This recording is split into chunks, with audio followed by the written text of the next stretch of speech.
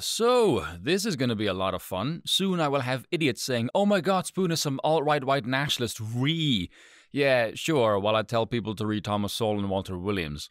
If I'm a white nationalist, I'm not a very good one.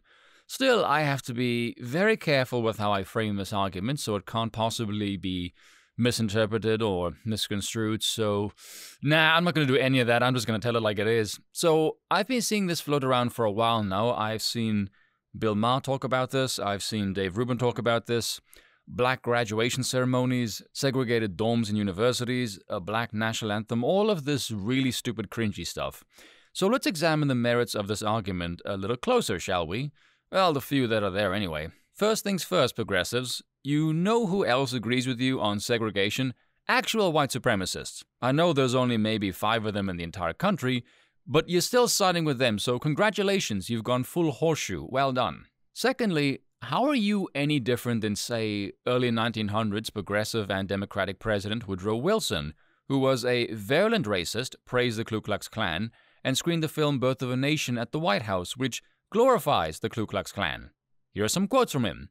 "The white men were roused by a mere instinct of self-preservation, until at last there had sprung into existence a great Ku Klux Klan, a veritable empire of the South to protect the Southern country." And despite having the NAACP vote for him, Wilson would resegregate much of the federal government. In a meeting with some of the NAACP founding members, Wilson told them, "Segregation is not a humiliation, but a benefit, and ought to be so regarded by you gentlemen," and said, "If the colored people made a mistake in voting for me, they ought to correct it," which is quite the fuck you, and shows you, once in power, their true colors come out. Now, the progressives are pushing for resegregation under the guise of white people and their culture being problematic, quote-unquote, but the sentiment is no different, which is pretty ironic coming from a group of people who sing the praises of cultural diversity and inclusivity, but then turn around and advocate for segregation.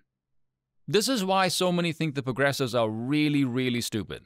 What this tells me is the advocates for this believe black Americans have made no progress in over a century. Not in education, civil rights, quality of life, nope, nothing. Segregation didn't work for minorities in the first place when it was tried back then.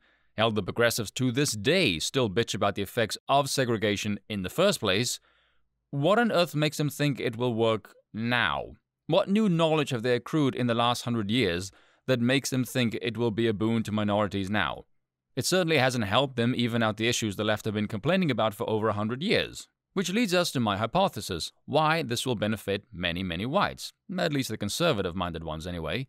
Segregation was supposed to benefit whites in the first place. Again, I'm not sure why this still wouldn't be the case. Look at it in a few ways. White people have more money and they have more knowledge. For a very simple reason, there is more of them. It's purely a numbers game. They'd be safer because blacks commit more crimes against those outside of their race than any other race. And lastly, the progressive ideology thrives on weak-minded people who reject all aspects of responsibility and self-determination. It is designed to induce state dependency. Case in point, recall the Smithsonian chart describing white culture. That included personal responsibility, planning for the future, a healthy family, and working hard.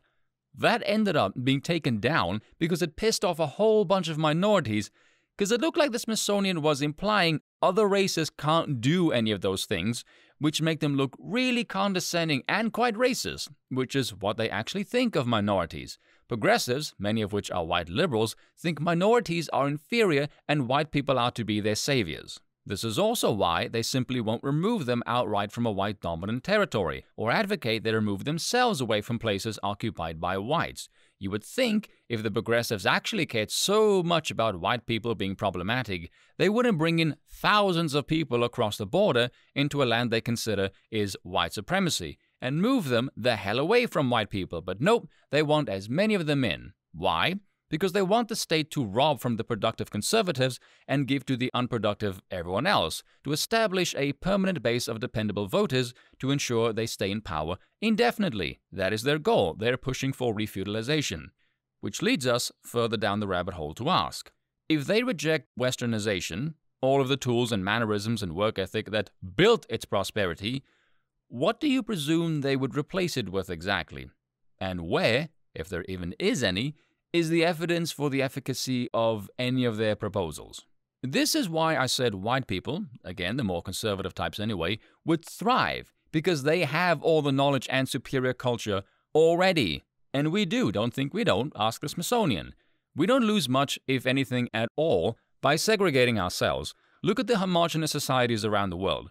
You've got some iffy ones when it comes to, say, poor economic policies and communist occupation in the past, which presents its own set of problems, but still. There is a reason why everyone comes to the West. It allows for more freedom and wealth generation than any other places in the world. And this is why so many foreigners who escape centralized regimes do not vote Democrat, because they see the rhetoric espoused by the left, they know where it leads, and they won't touch it with a 10-foot pole. This is why the current Asterix administration will not help Cuban refugees escaping communism, because they won't vote for the left. They will vote for Trump, and the machine, the politicians, do not give a damn about any of those people. All they care about is money and power, and the voting leanings of those refugees would be a threat to their power. Think of it in terms of economics. Bigger pool of people, more cash.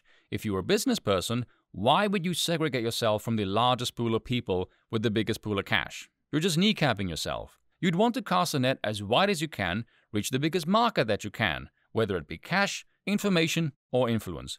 Basic Econ 101. And that's all for today. Until next time.